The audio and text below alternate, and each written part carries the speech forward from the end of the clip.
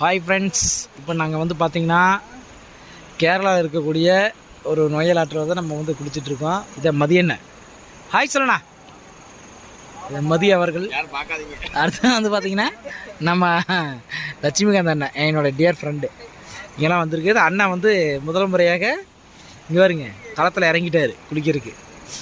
எனக்கு வந்து சளி பிடிச்சிரு அப்படிங்கிறதுக்காக இப்போ டைம் வந்து பார்த்திங்கன்னா எவ்வளோ ஆச்சு, 5 மணியாக இருக்கிறதுனால நான் வந்து குளிக்கிறேன். இங்கே வந்துங்க, இங்கே வந்து பார்த்திங்கன்னா கோயம்புத்தூர்லேருந்து நிறைய ஸ்டூடெண்ட் எல்லாமே வந்திருக்காங்க, காலேஜ் ஸ்டூடெண்ட் எல்லாம் வந்திருக்காங்க.